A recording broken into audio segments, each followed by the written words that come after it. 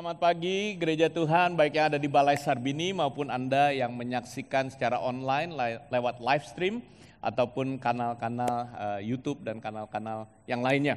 So pagi hari ini kita bersyukur sudah memasuki minggu yang ketiga, sering disebutnya sebagai Advent Week karena kita menantikan kehadiran dan kelahiran dari Tuhan Yesus Kristus. Dan minggu yang lalu kita bersyukur juga bahwa kita boleh merayakan Natal, melihat bagaimana kebaikan Tuhan yang diberikan untuk kita. Dan sepanjang bulan Desember, tema bulan ini adalah fulfilled.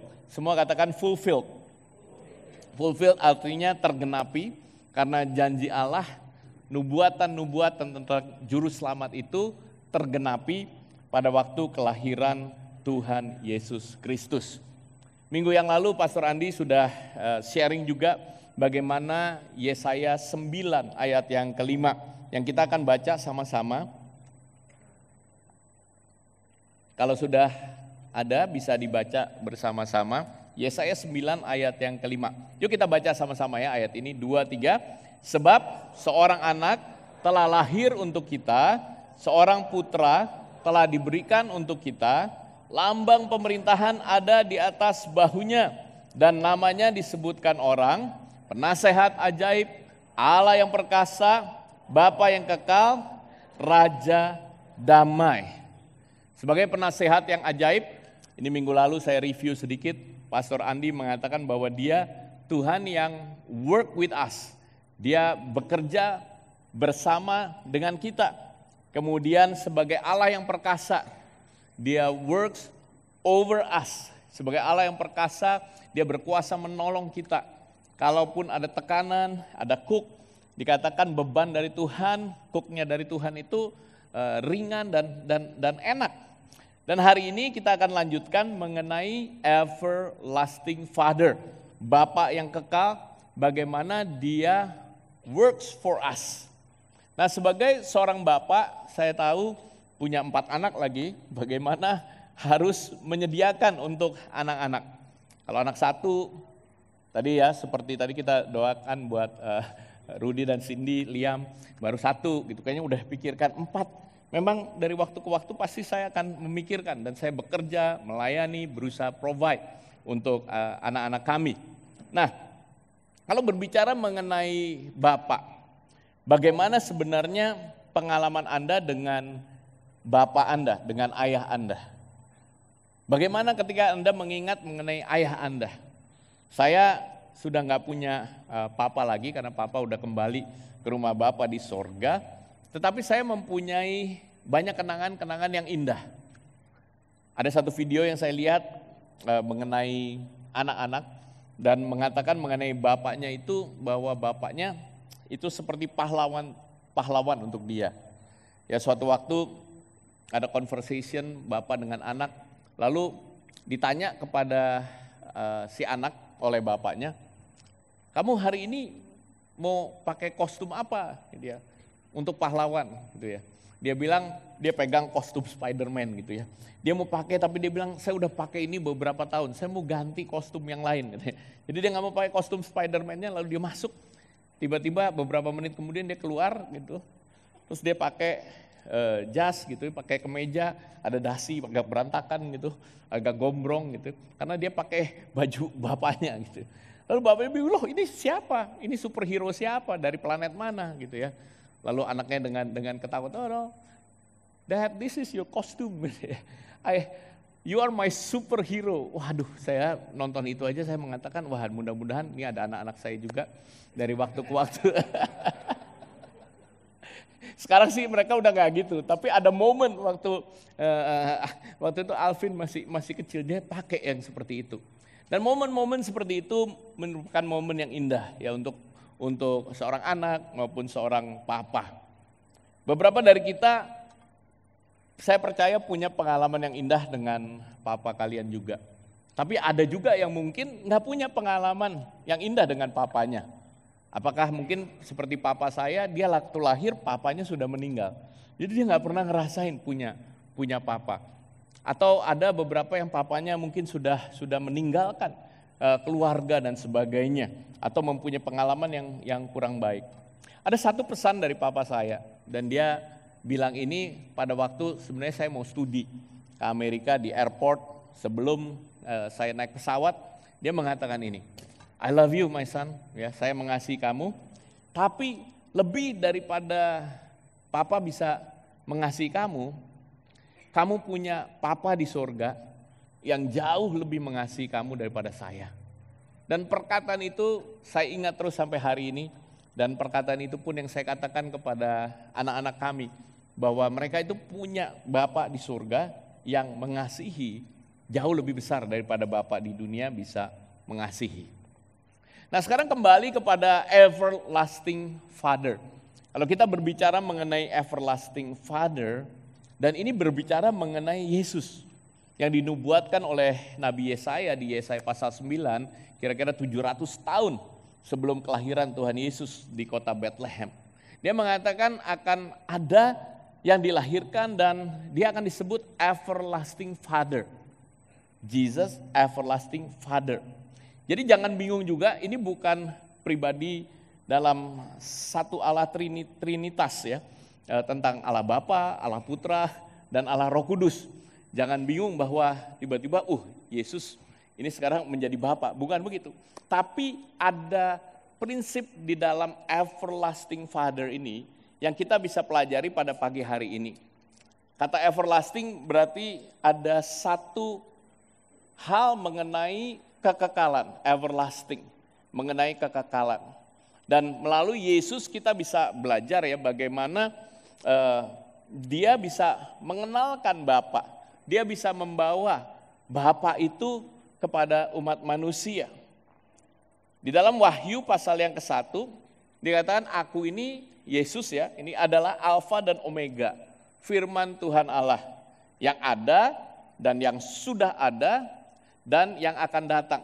Bahkan dalam kitab Wahyu sampai 3 kali dituliskan mengenai Alfa dan Omega. Kita tahu di dalam alfabet Yunani, Alfa itu abjad huruf yang pertama, Omega itu yang terakhir. Kalau Latin A sampai Z gitu ya. Jadi berbicara mengenai yang awal dan yang akhir. Bagaimana ketika Yesus mengatakan bahwa dia juga akan datang kembali. Dan ketika kita mengingat mengenai Yesus yang ada di awal, mungkin kalau kita lihat buku Alkitab kita, kitab Kejadian pasal yang ke-1, maka kita melihat mengenai penciptaan.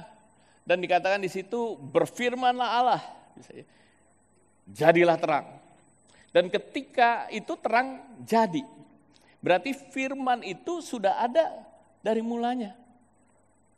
Dan firman itu kemudian di dalam Yohanes 1 yang menjadi daging, menjadi manusia, dan lahir di dunia ini, dan kita rayakan pada saat Natal. Nah ini kita berbicara mengenai Yesus di dalam aspek kekekalannya as an eternal Father. Cukup jelas ya, karena seringkali dalam percakapan Yesus dengan murid-muridnya juga, seringkali Yesus mengingatkan bahwa aku dan Bapa itu satu. Kalau engkau mengenal aku, maka engkau mengenal Bapa. Dan hari ini kita bisa bersyukur kalau Yesus yang datang dalam peristiwa Natal yang kita rayakan, dia adalah Bapa yang kekal. Dia adalah Bapa yang kekal untuk semua kita yang percaya kepadanya. Yohanes 1 ayat 12 mengatakan, tetapi semua orang yang menerimanya diberinya kuasa supaya jadi apa saudara? Jadi anak-anak Allah, yaitu mereka yang percaya di dalam namanya. Ketika kita percaya kepada dia, kita bisa memanggil Tuhan kita itu ya Aba, ya Bapa. Nah hari ini ada 2 karakter mengenai Bapa yang akan kita pelajari. Yang pertama adalah Bapa yang penuh dengan belas kasihan. Love and compassionate Father.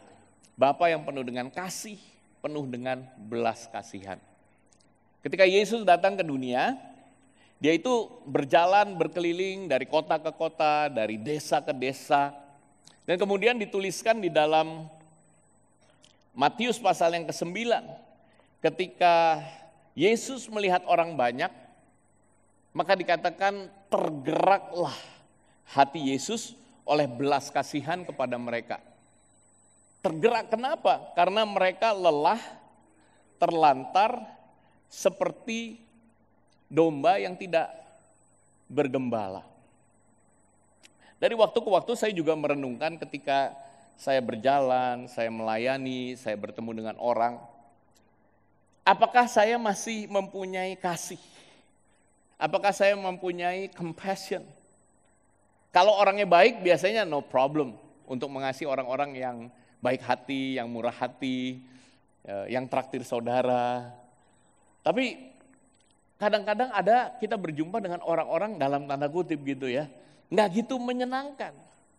Ada orang-orang yang kita jumpai dalam kehidupan kita, mungkin minggu yang lalu, aduh bikin bete. Bisa terjadi di kantor, bisa terjadi di rumah gitu. Ada yang senyum-senyum karena Anda mengalami.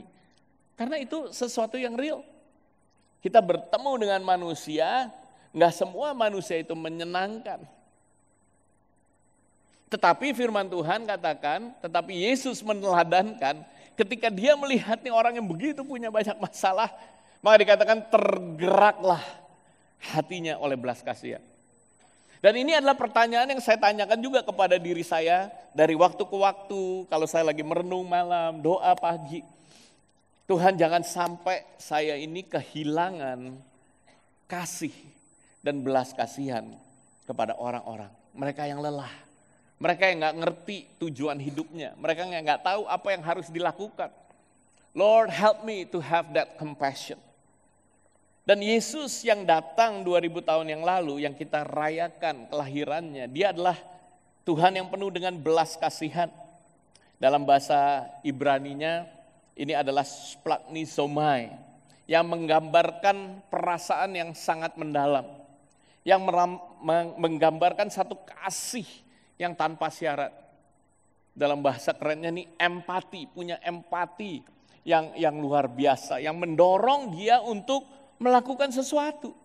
Kalau kita lihat konteks Matius 9 itu ya, saya juga baca, renungkan, waduh, Yesus itu keliling kota, keliling desa. Jadi dia masuk ke kota, masuk ke desa. Saya bersyukur akan dapat kesempatan untuk pelayanan Natal ini. Saya nggak ada bersama saudara di Balai Sarbini, tapi saya akan ada di satu pulau. Belum pernah ke sana saya, tapi saya bersama istri dan satu anak saya, Alvin, kami akan ke Sumba.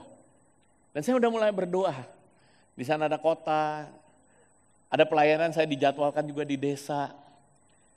Saya belum pernah ke sana, saya udah mulai berdoa, Tuhan, kalau bisa ada kesempatan ke sana, biar hati saya tergerak dengan belas kasihan.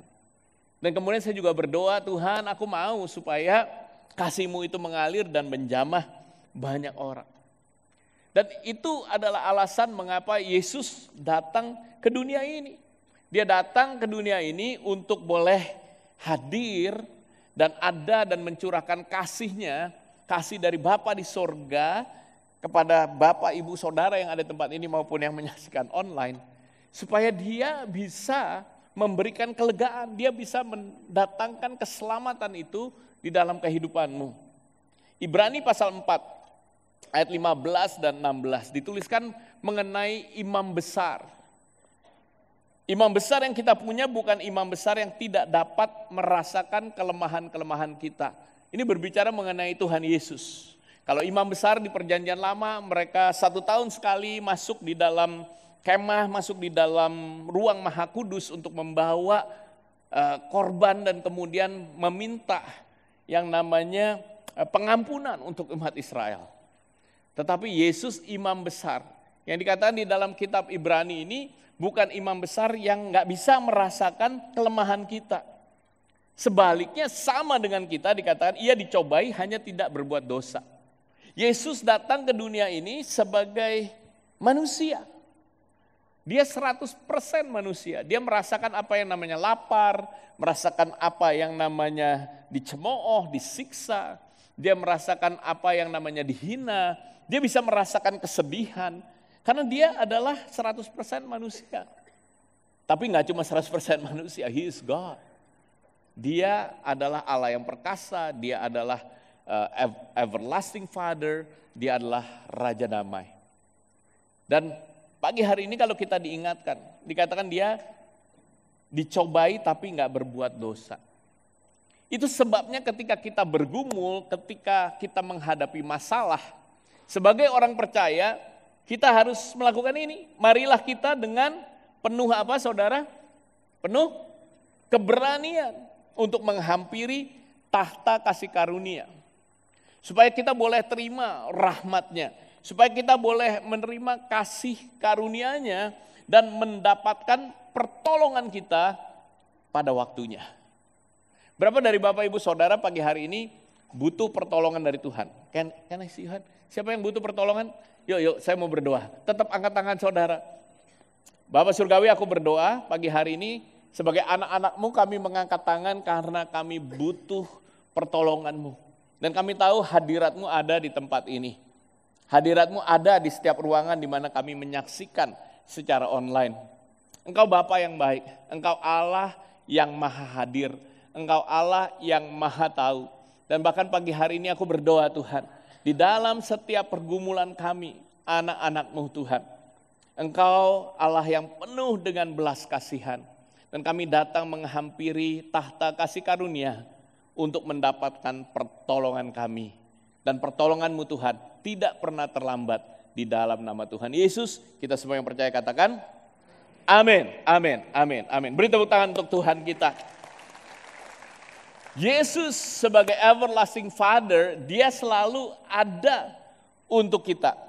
Ketika dia melayani di dunia ini, kita bisa melihat the first miracle yang Yesus lakukan adalah dia mengubah air menjadi anggur. Satu mujizat yang belum pernah didengar sebelumnya. Tetapi kemudian Yesus melakukan kenapa? Karena dia mau menolong orang yang mengadakan pesta. Suami dan istri yang baru saja menikah, yang kemudian mungkin bisa malu kalau kekurangan anggur. Yesus ada di tengah pesta itu. Pastikan Yesus juga ada di tengah keluargamu. Yesus menguatkan seorang ayah yang baru kehilangan anaknya.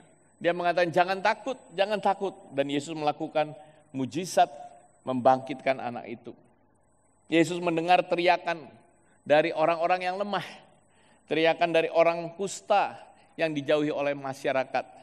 Dia mendengar mungkin cerita hatinya Sakeus yang takut sampai nggak enak dia naik ke atas pohon.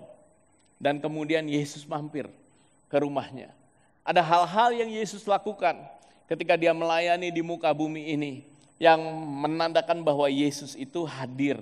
Yesus itu ada bagi umat manusia, bagi orang percaya. Beberapa tahun yang lalu saya menulis satu lagu, judulnya Allah Bagi Kita.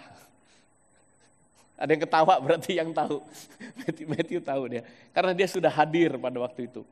Itu Pastor Jos mana ya, Pastor Jos ya? Pastor Jos juga mungkin tahu gitu. Oh, tahu Pastor Jos lagu itu ya? Lagu itu adalah lagu yang saya tulis. Itu kalau dicatat, itu rekor yang tercepat saya nulis lagu itu gitu ya. Allah bagi kita gitu ya, janjinya untuk kita. Lagunya simpel banget deh, kalau lihat-lihat ini kayak lagu anak kecil. Tapi memang lagu yang sederhana. Tapi saya mau ceritakan begini saudara.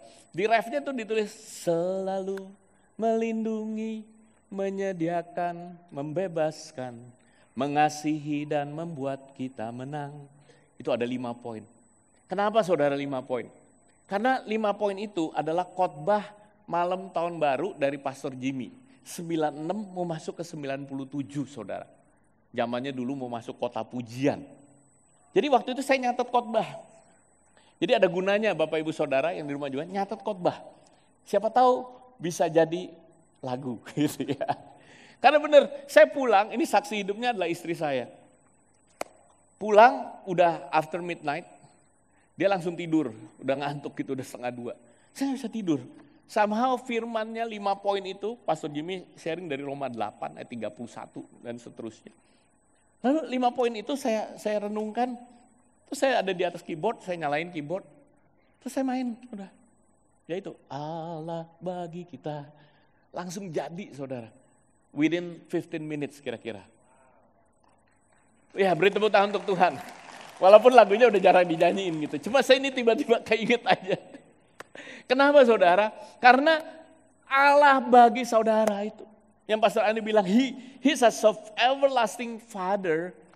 He works for you. Dia bagi saudara. Dan gak ada yang dapat memisahkan kita dari kasih Kristus itu. Amin saudara. Dan kita ini lebih dari pemenang dikatakan. So hari ini apapun yang menjadi tantangan kita. Bahkan ketika kita menghadapi apa yang namanya kegagalan. Berapa dari Bapak Ibu Saudara pernah gagal? Saya pernah gagal juga saudara. Ya, dalam bisnis pernah gagal gitu.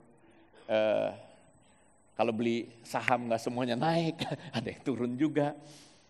Kalau usaha ada company yang profitable, ada yang enggak saudara. Tetapi di dalam setiap tantangan dan kegagalan, Dia adalah Tuhan yang selalu menyertai, Dia menerima, Dia mau memulihkan. Dan kadang saudara yang namanya melalui kegagalan itu, justru Dia bisa menunjukkan keperkasaannya. Amin saudara. Do we want to believe that He is a good Father? Mau gak kita terus percaya bahwa Dia memang Allah yang baik, Tuhan yang baik. Gak peduli keadaan yang sedang saudara alami. Karena setiap minggu tadi kita mengatakan Dia turut bekerja. Lihat kiri kanan katakan Allah turut bekerja. Amin. Dalam segala sesuatu, in all things. Untuk mendatangkan apa? Bukan keburukan loh saudara. Untuk mendatangkan kebaikan. Lihat kiri kanan kasih senyum. Untuk kebaikan bro, untuk kebaikan sis. Jadi lagi ngalamin apapun, itu akan mendatangkan kebaikan. Karena Bapak tahu yang baik, Bapak tahu yang baik, betul? Tadi pagi baru ngobrol sama istri saya gitu ya. Dia cerita, karena saya lagi nyiapin tentang Bapak, dia keinget papanya. Waduh, inget dulu. Papa suruh sehabis saya lulus SMA di Toronto, saya nggak dikasih katanya. Karena saya mau kuliah di Kanada nggak dikasih. Disuruh ke Amerika, aduh saya kesel banget. Kenapa disuruh ke Amerika?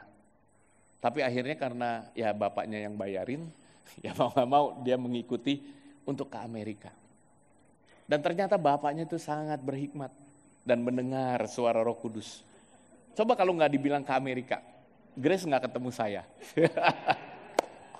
Boleh tepuk tangan untuk almarhum papa mertua saya.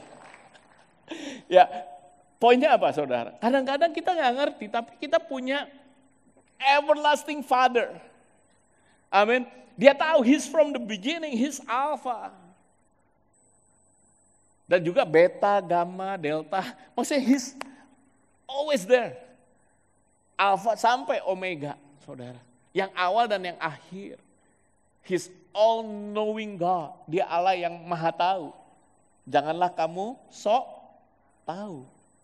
Kadang-kadang kita yang sok tahu gitu ya. Waduh, gak pernah tanya Tuhan. Ayo masuk, apalagi ini mau masuk tahun yang baru. Lagi finalizing semua budgeting, planning tahun depan. Bawa itu kepada Tuhan, all knowing God. Tuhan, aku tahu Engkau mau turut bekerja untuk mendatangkan kebaikan. Engkau yang di sini, yang professionals. Engkau yang sedang bekerja dan kemudian memikirkan untuk membuka usaha. Ayo mulai berdoa, bawa sama Tuhan. Tuhan tolong, Engkau everlasting Father, Engkau tahu semuanya. Engkau tahu semuanya. So, Yohanes 15 ayat 13. Dia Bapa yang begitu baik. Dia begitu mengasihi kita. Dia berikan anaknya Tuhan Yesus. Yang juga mengasihi kita dengan luar biasa. Dan Yesus bilang di sini Yohanes 15. Ini ayat yang kita baca mestinya renungan. Tadi Pastor Jos dapat Yohanes 15 ayat 4. Tapi ini Yohanes 15. Ayat 13 bilang gak ada kasih yang lebih besar daripada kasih seorang yang memberikan nyawanya untuk sahabat-sahabatnya. Gak ada tuh kasih yang lebih besar daripada kasihnya. Dia berikan nyawanya. Kita tahu bahwa Yesus akhirnya mati di kayu salib. Untuk siapa? Bukan untuk dirinya. Untuk saudara dan saya. Amin. Amin. So, Sebelum masuk ke poin yang kedua, saya jadi teringat mengenai Bapak yang bahkan ini mau memberikan kehidupannya. Dia memberikan anaknya tunggal dan Yesus kemudian mati. Dan memang sebagai seorang bapak saya bisa mengerti satu sifat yang mau melindungi anak, yang mau menjaga anak. Satu waktu kami lagi travel, pada waktu itu pas lagi di Hong Kong, kalau nggak salah habis itu ketemu sama Pastor Andi ya. Tapi waktu itu kalau Hong Kong sebutnya MTR gitu ya, bukan MRT. Kami rame-rame 2 keluarga, saya dengan keluarganya Pak Irawan, kita wah rame sekali. Sehingga ya udah walaupun saya bawa 4 anak gitu semua, singkat cerita kami masuk, tiba-tiba pas masuk saya selalu ngitung anak gitu ya, dan istri. Make sure, nggak boleh cuma anak doang ini. Istri ada, hitung anak, 1, 2 yang gede ada, 2 yang kecil mana gitu ya semua. Alvin, Kendra mana? Tiba-tiba pintu mau nutup, saya lihat Alvin, Kendra sama 1 anaknya Irawan yang kecil masih di luar. Dan mereka nggak tahu kenapa mereka nggak mau masuk ke MTR-nya, mungkin mau memisahkan diri, saya nggak tahu. Tapi mereka begitu, pintunya mau ketutup, saudara. Nggak sempat mikir, saudara. Nggak sempat mikir apa-apa, begitu lihat mereka. Sebagai seorang bapak, kira-kira gimana? Superhero-nya muncul gitu ya. Saya langsung lompat itu, mau tutup, saya udah nggak mikir nanti gue didenda sama pemerintah Hong Kong atau apa. Saya langsung gini, gitu ya, saudara. Waduh, itu langsung bunyi, udah nggak tahu gimana tapi ketahan, saudara. Dan saya teriak sama Afir, cepat masuk gitu ya. Dan mereka baru lari masuk. Kemudian ini tertutup. Habis itu saya baru berasa sakit juga gitu ya. Tapi itu refleks seorang bapak yang mau melindungi. Nah ini poin yang kedua, saudara. Dia itu bapak yang melindungi. Yohanes pasal yang 10 mengatakan akulah gembala yang baik. Gembala yang baik memberikan nyawanya. Saya lagi ditekankan ya, nyawanya bagi domba-dombanya. Dan di sini dituliskan memang mengenai kehidupan seorang gembala. Ada yang memang gembala sungguhan, ada gembala upahan. Kalau cuma upahan, nanti ada serigala, dianya kabur, itu menyelamatkan diri, dombanya mati. Tapi Yesus adalah gembala yang baik, gembala agung kita, dan dia menghadapi apa yang namanya serigala. Dan dia menjaga domba-dombanya. Kalau ditanya yang lebih berharga sebenarnya domba apa manusia atau gembalanya? Ya kita pikir kalau domba ya oke lah ya. Mati nanti paling juga kita ya bisa dibakar, bisa jadiin korban, bisa dimakan, sate domba dan sebagainya. Tetapi Yesus mengatakan bahwa dia siap untuk mati bagi domba-dombanya. Sebegitu besar kasih Tuhan Yesus untuk kita sebagai everlasting Father. Di dalam Yohanes pasal yang ke-10 kemudian ayat 27 dan 28 ini. Oke di slide ayat 28, tapi saya bacakan ayat dari ayat 27. Dia bilang gini, domba-dombaku mendengarkan suaraku dan aku mengenal mereka dan mereka mengikut aku. Dikatakan domba-dombaku itu mengenal suaraku. Kenalkah saudara akan suara gembalamu? Tahu nggak kalau Tuhan Yesus yang ngomong, bisa nggak bedain Tuhan yang ngomong sama hantu yang ngomong? Tuhan. Nah tuh, Tuhan sama hantu bisa bercampur ya. Tuhan. Yang mana saudara? Tuhan. Ada orang dengarnya hantu apa Tuhan? Tapi kalau saudara membaca firman-Nya, that's why. Itu sebabnya tiap minggu kita diingatkan, 1 chapter a day. 1 chapter 1 hari. Yohanes 15 hari ini. Tadi Pastor Jos dapatnya ayat 4. Saya dapat di ayat 13 tadi saya tuliskan. Setiap dari kita perlu mendengar dari gembala agung kita. Domba yang baik mendengar suara gembalanya. Pagi hari ini, apakah engkau mendengarkan suara dari everlasting Father itu? Karena kalau engkau mendengarkan, dikatakan ayat 28, aku memberi hidup yang kekal kepada mereka. Ini yang saya suka, mereka pasti tidak akan binasa sampai selama-lamanya. Ada prinsip selama-lamanya, everlasting. Maka itu dia everlasting Father. Dia tahu dia awal dan akhir. Dia adalah sumber dari kehidupan itu. Dan seorang pun dikatakan tidak akan merebut mereka dari tanganku. Nggak ada yang bisa merebut kita dari tangan Kristus Yesus. Dan itu menjadi sesuatu yang pasti. Dan Yesaya pada waktu menuliskan Yesaya 9 itu. Dan mengatakan everlasting Father, Prince of Peace. Dia gak hanya cuma tulis yang enak-enak. Dia juga menuliskan mengenai bagaimana seorang anak yang lahir, putra yang diberikan itu juga akan disiksa, akan dihina. Sehingga di Yesaya 53 ditulis, ia dihina, dihindari orang. Seorang yang penuh kesengsaraan. Menderita kesakitan, sangat dihina. Tapi sesungguhnya apa saudara? Penyakit kitalah yang ditanggungnya. Pagi hari ini kalau kita mengalami sakit secara fisik, yuk kita berdoa, datang kepada Dia, everlasting Father. Kalau anak saya sakit, aduh kadang-kadang, even tadi pagi gitu ya, salah satu anak saya udah langsung sakit. Dan dia bagusnya, saya senang anak saya yang nggak usah sebut nomor berapa. Ketahuan, ntar ditanya, oh gini ya. Saya belum minta izin soalnya. Tapi Anda boleh, dia doain that. Wah, saya senang sekali. Dia datang kepada Bapak jasmaninya, minta pertolongan Bapak surgawi juga yang bisa sanggup menyembuhkan. Bapak dunia kasih obat sakit perut, tapi yang menyembuhkan adalah Bapak surgawi. Amin, beri tepuk tangan untuk kemuliaan Tuhan.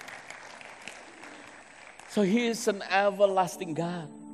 Dia tahu, dia tertikam oleh pemberontakan kita, diremukkan oleh kejahatan kita. Ganjaran yang mendatangkan keselamatan ditimpakan padanya, tapi dikatakan oleh bilur-bilurnya kita boleh sembuh. Sebagai domba, kita perlu gembala agung kita. Kita perlu everlasting Father kita. Karena domba itu binatang yang kurang pinter saudara. Beda ya kalau di sini ada yang suka anjing gitu. Anjing tuh dilatih, aduh. Adik saya aja dulu saya tahu gak gitu suka. Sekarang tiba-tiba ada anjing karena keponakan saya beli anjing. Wah tapi lucu banget sih memang. Karena bisa dilatih. Disuruh duduk dia duduk, disuruh muter dia muter. Domba gak bisa saudara. Bahkan banyak nakalnya lagi. Iya kan? Maka itu ada foto Tuhan Yesus nyari domba yang satu yang terhilang. Terpelosok, mungkin udah patah kakinya. Dibawa, domba gak pinter saudara. Penting untuk perlu gembala. Domba gak bisa mempertahankan diri, dia gak punya tanduk. Seperti kambing gitu ya, kambing gunung misalnya untuk menyerang musuh. Dia gak punya gigitan seperti anjing. Anjing lucu-lucu kecil tapi kalau gitu bisa menakutkan juga. Apalagi jenis-jenis anjing yang tertentu. Tapi he is an everlasting Father. Dia Bapa yang baik, Bapa yang kekal, menunjukkan kasih-Nya. Yesaya 9 tadi. Ayat yang ke-6 menuliskan besar kekuasaan dan damai sejahtera tidak berkesudahan di atas tahta Daud dan di dalam kerajaannya. Pada waktu Yesaya menuliskan nubuatan itu, dia menuliskan mengenai tahta Daud. Bukan hanya pada saat itu, tapi oleh keturunan, legasinya, yang kemudian sampai kepada Kristus.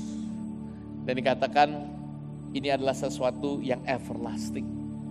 Sampai selama-lamanya. Keadilan, kebenaran dari sekarang sampai selama-lamanya. Pagi hari ini kalau kita ada di tempat ini, mungkin kita benar-benar perlu tuntunan Tuhan. Saya pribadi masuk 2025, kita udah selesaikan plan. Banyak saya ada percayakan di sekolah tinggi teologi International Harvest, udah ada planningnya. Ada School of Technopreneur, udah ada planningnya. Waktu saya mau sign aja saya bilang, Tuhan, saya gak ngerti nih jalan-jalan ke depannya. But help me God. You are an everlasting Father. Engkau Bapa yang kekal. Engkau yang tahu. Engkau ada dari awal. Engkau ada di masa sekarang. Tapi engkau juga ada di masa yang akan datang. You're always there. Pagi hari ini, ayo, kalau engkau lagi tersesat, nggak tahu jalan yang kau harus tempuh, kita mau pakai waktu pagi hari ini juga datang sama dia. Saya teringat satu waktu, saya waktu itu dengan istri saya Grace, lalu dengan Pastor Evan, waktu itu dengan Regina. Ini beberapa tahun lalu, kami waktu itu udah habis pelayanan sama-sama dari Amerika, transit. Kita pulangnya mampir di Taiwan. Oh, Pastor Evan lagi di Taiwan, mungkin dia lagi. Tapi ini terjadi saudara di Taiwan. Terus kalau Taiwan bahasa Mandarin, wo pucetao, nggak bisa. Istri saya juga sama, walaupun dia namanya nama Chinese gitu ya, Tan Buat Lan Grace, nggak bisa juga dia pucetao juga. Pastor Evan mendingan dikit lah, karena dia bisa pakai lagi itu udah bisa pakai Google Translate. Regina ya kurang lebih gitu. Singkat cerita kami naik taksi mau pergi ke satu tempat. Saya udah nggak bisa apa-apa, saya bilang Van lu aja dah ya pakai Google Translate apa pokoknya supaya kita nyampe. Tapi dasar saya walaupun itu saya suka buka, saya pengen lihat gitu ya Google Map. Bener nggak nih ya Pastor Evan ngomongnya kita dibawa kemana? Lalu pertama awalnya bener suruh, terus kita daerah pegunungan, tiba-tiba kabut. Gelap banget, sehingga jalan cuma beberapa meter. Saya tetap lihat ini nih, dari awalnya bener, tiba-tiba dia belok ke satu tempat, kok makin jauh dari tujuan. Terus saya bilang, Van, kayaknya kita salah jalan nih Van. Enggak Pastor, tadi saya ngomongnya udah bener gini ya, udah pakai Google Translate. Gitu. Enggak, lu lihat nih Google Map, kayaknya kita makin menjauh. Van lihat gitu, terus mau ngomong kita kesasar dia juga nggak bisa. Jadi udah lupa pokoknya di kayak gue we are lost gitu ya. Terus nanti keluar lah Mandarinnya. Supirnya masih ngotot. Saya nggak ngerti ngomong apalah gitu ya. Saya cuma mulai berbahasa roh. Tapi singkat cerita aja. Tiba-tiba akhirnya supirnya pokoknya ngerti lah. Ya dengan pakai Google Translate semua ngerti bahwa dia salah. Sehingga dia berhenti. Terus dia pikir-pikir gitu ya. Akhirnya dia mau gitu ngikutin, muter balik gitu ya. Untuk sampai akhirnya ke tujuan yang benar. Kenapa saya cerita ini? Dalam kehidupan kita ya kadang-kadang kita jalan aja. Kita gak pernah nanya Tuhan. Untung saya lagi itu cuma bukanya itu. Coba saya udah aman lah ya. Dia percaya sama orang lokal gitu. Kita mungkin gak nyampe ke tempat yang mau kita tuju. Momen-momen Advent ini kita menantikan kedatangan kelahiran Tuhan Yesus Kristus. Jangan cuma sekedar mikir, ntar gue tuker kado apa ya gitu ya. Belanja, itu kan yang sering kali dipikir. Habis itu udah dapat kado, ada acara lagi, iya gue tuker lagi gitu. Circulate.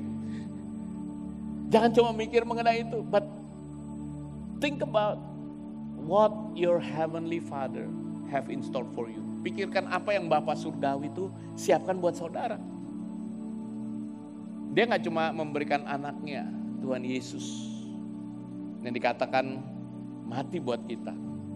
Tapi dia siapkan juga begitu banyak hal yang perlu kita berdoa. Kita perlu tanya, kita perlu dengar suaranya. Amin. Yuk kita bangkit berdiri sama-sama, saya mau ajak kita berdoa. He's a good Father. Yohanes 14 ayat yang ke-6. Yesus berkata demikian. Akulah jalan dan kebenaran. Yuk baca sama-sama 2, 3. Akulah jalan dan kebenaran dan hidup. Tidak seorang pun yang datang kepada Bapa kalau tidak melalui aku. Pagi hari ini apapun yang kita hadapi, tantangan apapun. Mungkin kau merasa sedang tersesat. Datang pada Dia. Dia akan memberikan jalan keluar. Dia akan menunjukkan jalannya. Kalau engkau mempunyai kesalahan, Dia kebenaran. Kau bisa datang kepada firman-Nya dan dikuatkan. Kalau engkau jauh dari Tuhan saat ini, ayo kembali kepada Dia. Ini momen yang baik saat Natal. Let's sing this song. What a good Father.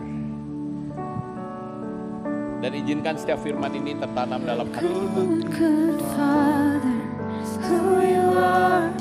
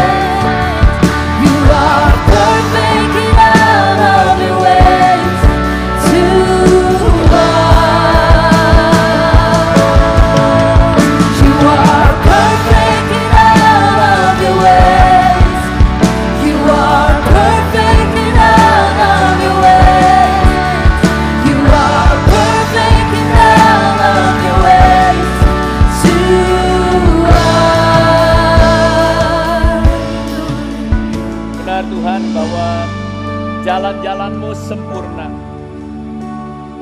Engkau adalah Bapa yang kekal, everlasting Father. Engkau adalah Alfa dan Omega, yang awal dan yang akhir. Engkau mengetahui sejak dari semula. Engkau menciptakan kami dan bahkan Engkau mengenal kami, mengetahui kami dari dalam kandungan ibu kami. Engkau yang membentuk kami, Engkau yang menciptakan kami. Dan bahwa hari-hari dalam kehidupan kami sudah Engkau siapkan Tuhan. Dan Kau mau kami boleh mengenal kasih-Mu sebagai everlasting Father, sebagai Bapa yang baik, Bapa yang kekal, Bapa yang mengasihi kami apa adanya, Bapa yang mau mengangkat kami ketika kami jatuh, Bapa yang mau melindungi kami, Bapa yang mau menyembuhkan kami, Bapa yang mau memulihkan kami. Pagi hari ini sekali lagi apapun yang menjadi kerinduan, doa kita, harapan kita, angkat kedua tanganmu pagi hari ini kepada Bapa kita yang baik, kepada Tuhan Yesus, Tuhan dan Juru Selamat kita. Tuhan, kami bersyukur pagi hari ini dengan tangan kami yang terangkat, kami percaya bahwa kasih-Mu besar. Engkau Allah yang penuh dengan belas kasihan. Kami juga bersyukur Tuhan bahwa Engkau Allah yang mau melindungi dan menunjukkan jalan-jalan Tuhan di dalam kehidupan kami. Di akhir tahun 2024, masuki tahun yang baru nanti 2025. Kami mau bahkan pagi hari ini bertanya kepadamu. Izinkan kami untuk mendengar suara gembala agung kami dengan jelas. Sehingga kami tahu ketika kami membuat keputusan bahwa Engkau turut bekerja di dalam segala sesuatu untuk mendatangkan kebaikan.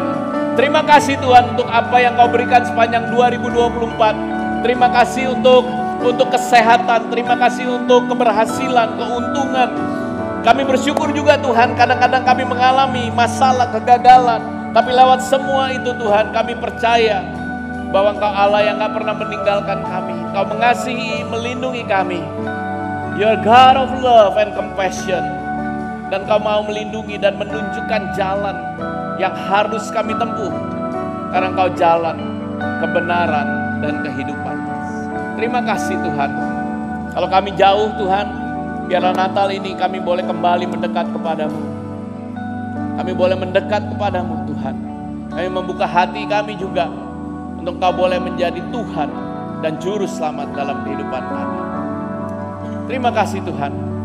Setiap firman yang ditaburkan pada pagi hari ini, biarlah itu boleh tertanam dalam tanah hati kami yang baik, boleh berakar, bertumbuh, berbuah dalam setiap kehidupan kami. Dan saat ini biarlah Bapa Surgawi, Engkau membuka tingkap-tingkap langit, Engkau yang mencurahkan berkat ke dalam lumbung kami anak-anak-Mu, sehingga kami boleh diberkati pada waktu kami masuk, kami boleh diberkati pada waktu kami keluar dan pulang nanti.